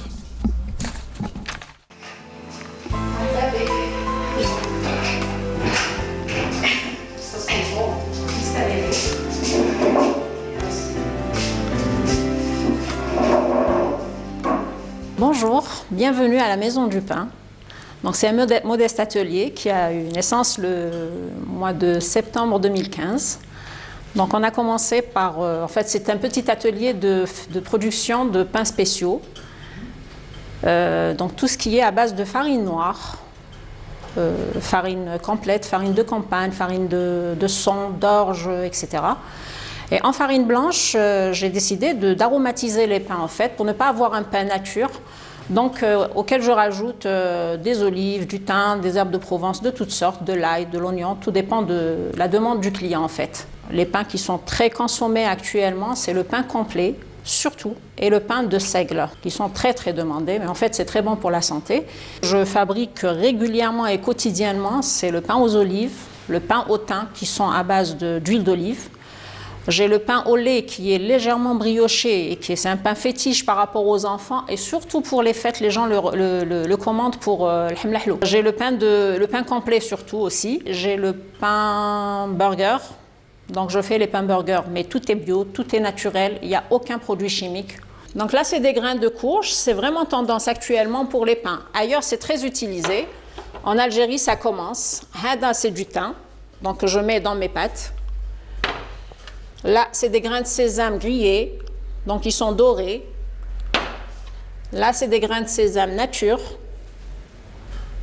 Ça, c'est toutes les graines avec lesquelles je travaille. Là, vous avez des grains de pavot, des grains de lin, des grains de tournesol, des grains d'anis. En plus, les flocons d'avoine. Aujourd'hui, on a décidé de vous préparer un pain blanc, une pâte tout à fait simple. On fait une préparation pour 500 g de farine. Voilà. Donc je pèse ma farine, une bonne cuillère à soupe de levure boulangère, une cuillère à café de sel qui vaut 5 g. Pour la fermentation, on rajoute toujours une cuillère à soupe de sucre. Ce sont les mesures exactes pour 500 g de farine. Et on met de l'huile d'olive ou même de l'huile d'une autre huile, c'est comme vous voulez. 3 cuillères à soupe d'huile. Moi, je préfère l'huile d'olive. Et bien sûr, l'eau qui doit être à température ambiante, à température de la pièce. Et c'est une pâte qui n'a pas besoin d'être trop pétrie. On couvre la pâte avec un torchon propre et on la laisse fermenter 20 minutes à 30 minutes. Notre pâte a doublé de volume, donc on va passer au façonnage. Donc, je la retire, je la mets sur mon plan de travail.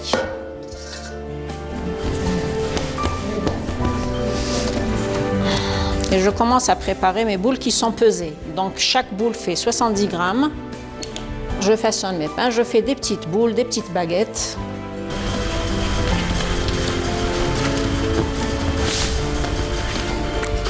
Et je peux décorer avec des graines au choix, des herbes, c'est comme on veut.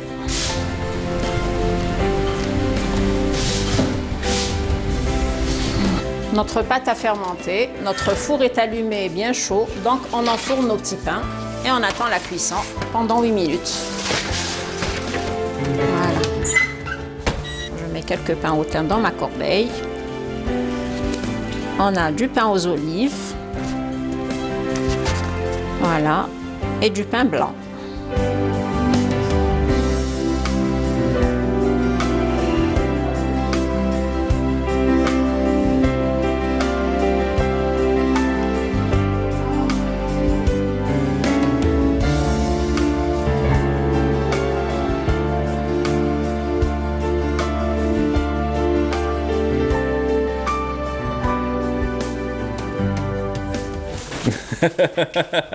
Ah là là. Excellente matinée à vous tous, bienvenue sur Canal. J'ai envie de faire de la télé comme mes collègues pendant les dernières minutes de cette émission. Bonjour. Bonjour. Comment allez-vous? Ça va. Bien. Oui, Tranquille. ça va. Vous avez fait un burn-out? Un peu, oui. Ouais, c'est ce que je me disais. Je me disais que vous alliez finir en burn-out. C'est bien que vous soyez là aujourd'hui. Oui, c'est excellent même. On s'occupe bien de vous à la maison? On est gentil avec vous, on vous stresse pas? Ouais. On vous stresse pas? Non, non, du tout. Non, tranquille. Non. Tout va bien? Ça va, ça peut aller. Vous prenez de l'huile de jujuba, du je prends plein de trucs, je me souviens plus. Le seul gars au monde, t'as la personne en face, elle est complètement déprimée, et toi, lui, donc... Mais sinon... Bienvenue. Merci. Faut freiner un peu. Hein. Ouais. Bon, comme nous, on fait un peu une télé-réalité, une matinale réalité, donc on se dit tout. Je suis d'accord avec vous. On n'a pas les artifices du beau studio avec la belle lumière comme les autres chaînes. Mais en tout cas, on a un franc-parler que les autres n'ont pas. C'est un secret pour personne, hein. C'est vrai que... Bon, on se reprend en main. Le conte d'aujourd'hui, justement, ça a une relation directe avec... Gâchez pas votre talent. I know. Gâchez pas non plus. Bonjour. Alors là, vous, c'est une autre histoire. C'est ça, tu sais que c'est comme quand tu rencontres quelqu'un qui te dit là-bas, non, c'est pas cher, oula, tu vas jusqu'à Olma, tu vas ramener des trucs 2 fois moins cher. Elle a été à Schleff pour récupérer des paniers, c'est bien? On va en parler ce matin avec vous. Et puis on a de l'autre côté celles qui nous font vivre un mois de décembre palpitant en termes de cadeaux de fin d'année. Si de l'autre côté de la Méditerranée, ils ont le marché de Noël, si certains privilégiés, ils ont le marché de Noël ici à Alger aussi, suivez mon regard. Il y a aussi le marché des fêtes de fin d'année qui est organisé par un collectif complètement indépendant qui est juste passionné par l'artisanat, mené par Lida Ladjouzi. Bonjour. Bonjour, bonjour. Ça va, la description vous convient? Parfaitement. C'est exactement ça. Très bien. Elle est accompagnée aujourd'hui de Bouadjmi Mariam. Bonjour. Bonjour. Vous, c'est les bougies. Les bougies. Dada. Exactement. Très bien. Et vous êtes au Sofitel jusqu'au 31 décembre prochain? Tout à fait. Ça se passe, c'était hier l'ouverture. Exactement. L'inauguration, c'était hier à 13h. Top. Réellement, oui. Ça a fait plaisir de retrouver les fidèles, sachant que c'est la 4e année d'affilée. Ouais. On essaye d'instaurer ce petit rituel de chaque année. On englobe le meilleur de l'artisanat du pays en une période assez longue. C'est pas juste 24 heures d'exposition. C'est un mois. Voilà, c'est carrément un mois. Je ne crois pas qu'il y ait un autre lieu où on peut voir autant d'artisanat en un temps aussi long. Donc les gens ont le temps de venir, revenir. C'est cher ou c'est pas cher? Réellement non. Tout le monde a fait un effort. C'était le mot. On s'est partagé le mot. Il faut savoir que c'est 25 artisans par semaine. Donc en tout, on est 100 artisans. On se réunit donc dans ce lieu, donc le lobby de cet hôtel, et on fait plaisir aux gens qui nous ont suivis toute l'année. Donc les prix sont accessibles. Bien sûr, tout dépend de la matière première. On ne va pas non plus travailler à perte. À perte, mais réellement c'est très accessible.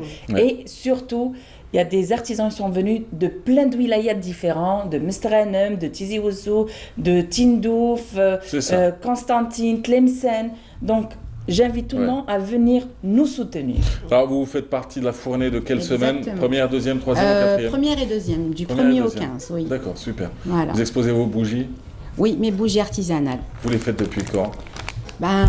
Depuis, on va dire, 1 an. 1 an? Avant, vous faisiez quoi? Je travaillais. Dans quoi? Dans une multinationale. Oui, et après, vous en aviez marre? Voilà, de me réveiller à 6h du matin. Vous avez fait un burn-out vous aussi. Voilà. Ouais. Je vous rends hommage aujourd'hui, Siam. Je vous rends hommage. Tout est conjugué. Non, mais c'est-à-dire qu'un jour, vous vous êtes dit, non, c'est pas ce que j'aime, quoi. J'ai toujours aimé la bougie, en fait. C'est ça. Voilà, j'ai toujours aimé ça. Vous travaillez avec quelle matière? Je travaille, c'est des mélanges que je fais avec des huiles, avec la cire d'abeille, avec... Vous avez appelé votre petit atelier comment? Bougimania. Bougimania. Voilà.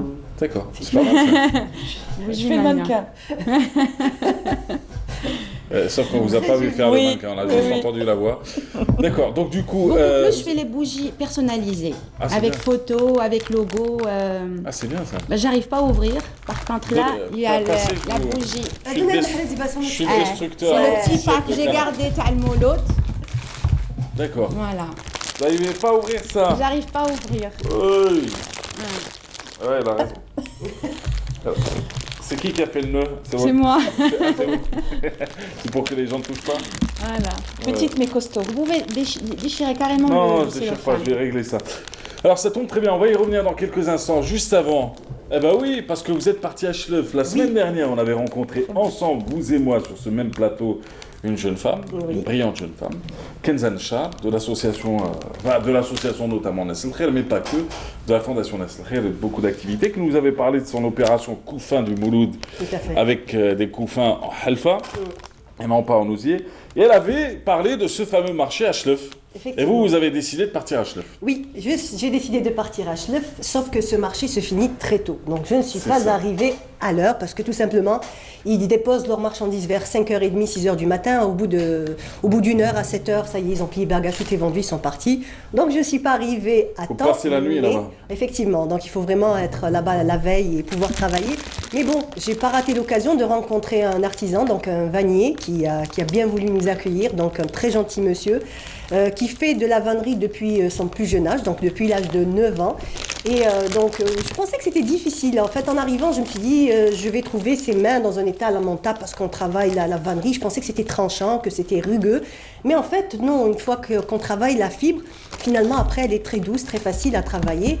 Et, c'est ceux qui la coupent qui souffrent le plus. Voilà, oui, effectivement. Mais bon, c'est pas si compliqué. C'est pas que c'est pas compliqué, si, c'est compliqué. Mais pas tant que ça, et en même temps, il y a un certain plaisir qu'on retrouve derrière qui fait qu'on fait ce travail avec beaucoup de plaisir. Quoi, t'as jamais fait ça dans ta vie, toi, ouvrir avec ta bouche? Voilà, il se donne à fond, hein. C'est pour pas lui déchirer son paquet, parce que je pense à son départ. Allez-y. Je sais ce que c'est. Voilà, j'ai reçu assez de baffes dans ma vie par ma mère, parce que je déchirais. Alors, qu'est-ce qu'on fait? On va suivre votre reportage. Oui, d'accord, donc on va à Schleuf, chez Mohamed, et on va voir comment... C'est lui, ça? Ça, par contre, c'est en Kabylie, mais c'est toujours la même matière, c'est de la fibre naturelle. Allez, Pépito, on y va. Je vais partir avec Myriam. Allez, on y va. Depuis la nuit des temps, l'homme a appris à utiliser les ressources naturelles qui l'entourent.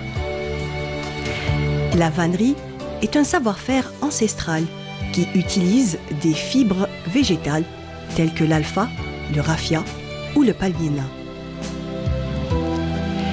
C'est dans la wilaya de Schleuf, dans la ville de Tajna, que nous avons rencontré Meddah Mohamed, vannier. Il nous parle de son savoir-faire transmis de père en fils. الحرفة علمنيها الوالد الله يرحمه وكعلمني ليها كنت في عمري حوالي 9 سنين هكذاك. والسبب اللي علم ليها احنا المنطقة تاعنا فيها الدوم هذا المادة تاع الدوم هذه والمنطقة تفرض عليك واش كاين فيها وقال لي هذه حرفة يدك هذه تبقى معك وإذا انتيا ما تدفنهاش معك ورطها الآن ورطها لوليدي. احنا نديروا التسابق في هذا الدوم باش نخدموا قالوا روحوا نسموا احنا 4 ولا 5 نسموها العقدة تاع الحصيرة قال نديروا العقدة ونسموا شكون هو اللي يسبق نضربوا ساعتين 3 مين يبقى الدوم يخلص قال حبس انا الدوم خلاص نروح نعبروا انت فايتني انت سبقتني شبر احنا نقولوا شبر هذاك المسابقة تشجعنا. Dans des milieux ruraux, la vannerie a été utilisée pour des usages domestiques, tels que les tamis, les couscoussiers, des paniers pour le pain ou les fruits. Et la fibre de palmier nain est utilisée principalement pour la fabrication de nattes, de chapeaux ou de corbeilles. الدوم عنده مواسم. الدوم كاين مناطق اللي سخن شويه نبداوه في جوي في جوا اخر جوا نبداو نحو فيه وهذا نسموه القلب. هذا نسموه القلب خاص يجي في قلب الدومه كيما نحوه الشتا يروح يولي ظلفه ويجي قلب واحد اخر اخر سبتمبر يبدا الدم يقسى ويقلع تاع وقته من العشرة ودر فوقنا تكون سخونه كي يكون نحمى سهل كيكون سخون كي تحمى يكون سخونه يكون كي تروح تنحيه يكون سهل ما يكون صعيب هو في البروده يكون صعيب شويه حنا كي نبغوا نصنفوه نديروا له كيما هكذا نقلعوا غير طويل كي نديروا كيما هكذا حنا كي نديروا كيما هكا نصطفوا هكذا نديروا كيما هكا نقلعوا غير الطويل لا فايت نحط هاك السير يبقى صنفوه على خطرات نديروا كيما هكذا ثم نزيدوه نديروا هكذا ثم حتى يتصنف يولي هكا يروح للتزناق يسموه التزناق نزنقوه كيما هكذا بشريط ونزنقوه واحد مورا واحد هكذا او كيف هذا شوفي هيا نزنق بس هيك نشروه للشمس ونقلبوه اللون هذا كيما نحبوا نبغوا حنا نلونوه نشروا الصبيغار هاي لك الخضراء وهي لك هذه قرون وكاين هذه اللي نخدم فيها هذاك مور هذه في المور هذه وكاين على حسب الالوان لهم في الصوف هنا عند رجليك كما راك تشوف فيه هذه كما راك تشوف هذا الحمد لله فلاش هذا كيفاش نقلعوه ثم نمقصوه ثم ننشروه ثم نسقطوه ثم نشمخوه رانا في العام تاع الظفيره هذاك كل الدوم يروح ظفيرات ظفيره وين تبقى المشكل يبقى في المشكل وين يبقى في التشكيل كيف تشكلها نتايا. Pendant longtemps boudée et démodée, la vannerie a connu des moments difficiles. Mais grâce à ces artisans qui ont innové et adapté cet élément aux besoins du moment, beau, confortable et écologique, elle fait son grand retour. La musique, elle va trop bien avec votre reportage. En tout cas, il est passionné, le gars. Oui. Il est vraiment passionné. Passionné et vraiment, il a réussi à perpétuer ce savoir-faire. Donc, il l'a donné à son fils. Le salon, le marché, c'est tous les mercredis, mais très tôt le matin. Très tôt le matin, oui. Avant 7h du matin. Ouais, avant 7h Sinon, du matin, vous pouvez y aller. Vous allez trouver toutes sortes de vanneries, toutes sortes de... Et ce qu'il faut savoir, c'est que... Alors, cette matière, bon, très souvent, on ne sait pas réellement d'où elle vient, mais en fait, ça vient du palmier nain, parce qu'il y a plusieurs origines. Donc, il y en a à ne pas confondre avec l'alpha, qui est une autre matière carrément différente. C'est toujours de la fibre naturelle, mais le rendu n'est pas le même, et même le travail n'est pas du tout n'est pas le même. Donc, ça, c'est le palmier nain qu'on retrouve un peu partout, hein, dans tout le nord de l'Algérie, c'est une plante qu'on retrouve partout. Chicas, on y va? C'est quoi votre histoire aujourd'hui?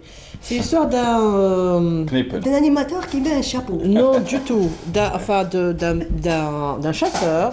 Ouais. D'un chasseur qui voulait attraper un singe dans une forêt. Ouais, je connais votre histoire. Voilà. Je raconte la fin, je vous spoil ou pas? Non, je ne la connais pas. Allez-y, maintenant, c'est au fait, je fais l'animation et c'est Mahrez. Non, je rigole, je ne connais pas votre histoire. Allez-y. Comme ça, allez-y. Ok, donc c'est. Bon, juste avant, vous connaissez les histoires de. Non? Non. Elle est conteuse, elle organise des festivals. Son dernier festival, c'était le festival. C'était les nuits africaines du conte. Les nuits du conte africain, c'était à l'Opéra d'Alger. Un gros succès. On lui a mis des bâtons dans les roues, mais elle a réussi son pari et c'est très bien. On y va. On se régale tous les dimanches. Voilà. Alors, le chasseur, il va à la forêt pour chasser un singe. Il y avait un piège qui ressemblait à ceci et il devait absolument attraper un singe. Donc, il va remplir son piège avec du riz et il va l'accrocher dans un arbre. Il va mettre un stratagème du sorte comme ça. Lorsque le singe arrive, ça lui attrape la main et il ne pourra plus bouger. Ok, donc le piège était bien installé, le petit singe arrive, patati, patati, patati, patati, il bouge, il arrive, voilà, il grimpe, il y a du riz, donc il va plonger sa main d'ici, donc, de cet espace, de cette petite ouverture. Et hop, il attrape le riz, il est tout content. J'ai une bonne poignée de riz. Et puis il essaye de faire sortir sa main. Et là, elle est coincée, la main. Et du coup, il essaie encore, et il essaie encore, et il essaie encore, et il essaie encore, et il ne peut pas se détacher. Le chasseur arrive, il l'attrape et il l'emmène le vendre. Du coup, alors, l'astuce du singe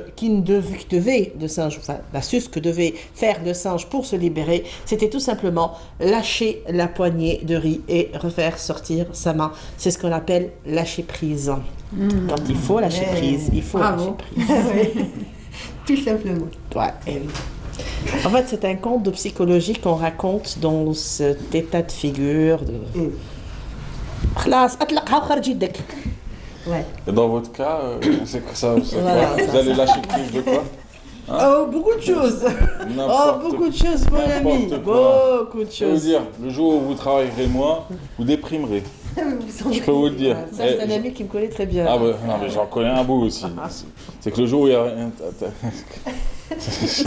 J'adore le directeur photo qui me dit « Ouais, tes cheveux quand même. T'es maquilleuse maintenant, toi. Je savais pas. » Alors du coup, on revient à vous, les bougies. Elle vous a plu l'histoire? Oui. Vous avez lâché prise par contre.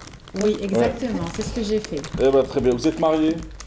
Oui. Oui. Vous avez des enfants? Non, pas encore. Pas encore. Qu'est-ce qu'il pense votre compagnon de ce revirement, de cette nouvelle aventure? C'est lui qui m'a poussé à réaliser mon rêve. Ah, super. Exactement. Donc c'est lui qui paie les factures. Voilà. Vas-y, ma femme, rêve. Je paye pour l'instant, je rêve. Et je l'ai détaché. Le problème, c'est que je savais pas qu'il y avait un autre nœud. Alors du coup, bon, allez, montrez-nous. Ça, c'est les bougies que vous... Voilà, c'est des bougies, c'est des bougies Vous leur simples. donnez des noms ou... Non. Pas exactement, non.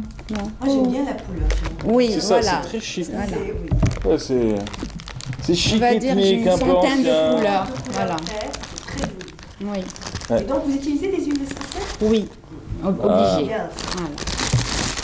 Voilà. J'avais Bravo. réalisé. Ça, c'est le pack Mawid. Voilà, exactement. C'est beau, hein? Ouais. Super beau.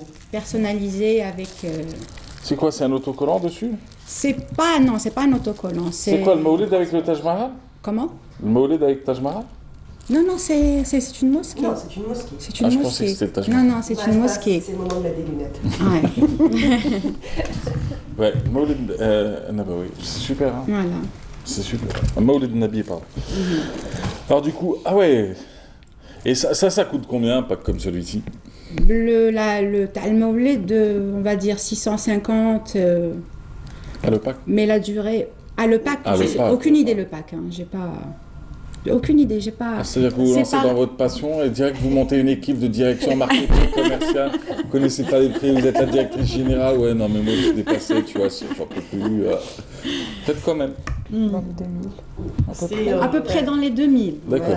Dans les 2000. Avec le panier et tout, c'est beau ça, hein, c'est très très beau, c'est magnifique. Et du coup, pour les fêtes de fin d'année, vous proposez quoi? J'imagine que le Mawlid s'est un peu dépassé. Oui. Ouais. Là, actuellement, c'est des... On va dire... vu qu'il y a le marché de Noël, c'est les petits sapins, c'est les petits bonhommes de neige. Ouais, faut pas oublier qu'il y a... Bonne année 2019 aussi. Faut pas oublier qu'il y a beaucoup d'étrangers. Oui, exactement. C'est qu'on a tendance à croire qu'on vit contre nous. Voilà. Pour eux, pour des gens qui veulent célébrer tout et tout voilà, ce qui veulent faire toutes les fêtes en fait. Là, il y a une fête J'en connais moi. J'en connais voilà. des voisins qui font toutes les fêtes, Oui. tous les jours fériés, tranquille. Pas de problème. Ah, c'est beau, hein, c'est beau ce que vous faites. Et du coup, vous avez une boutique physique ou vous avez que sur Internet? J'ai un laboratoire et showroom. Un showroom Ah oui, qui se trouve où? Sacré-Cœur, juste à côté. Sacré-Cœur. Oui. À quel niveau Sacré-Cœur? Entre Sacré-Cœur et Hermoul. Sacré-Cœur et Hermoul. C'est un peu plus bas voilà, que Sonatrach. D'accord. Juste, voilà, c'est entre les deux. D'accord. Et vous avez appelé ça comment? Bougimania. Bougimania. Et on retrouve tout là-bas. Tout. Et ça marche sur bien. la page. Ce sera plus simple. Voilà, sur la page aussi. La page J'ai Facebook. une page Facebook. Bougimania. Bougimania. B-O-U-G. Bougie comme bougie et Mania M-A-N-I-A.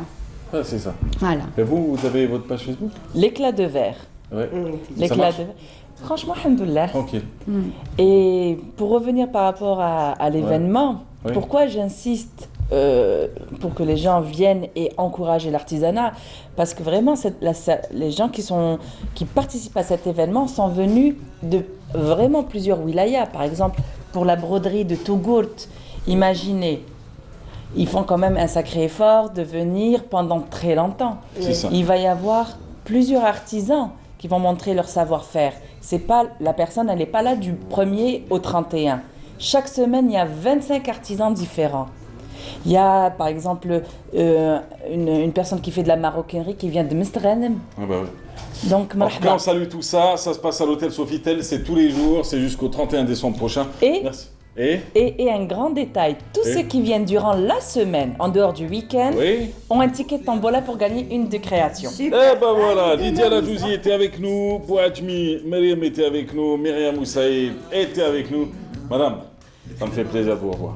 Ah ouais, c'est vrai. On y va doucement. Merci. On fait des séances de thérapie ensemble. Et puis on se retrouve dimanche prochain. Merci à Myriam qui a préparé cette émission. Merci à toute l'équipe en régie. Merci à l'ensemble des stagiaires qui étaient là aujourd'hui. C'est de l'esclavagisme. Hein. Il y a 6 stagiaires pour 3 caméramans. Mon Dieu.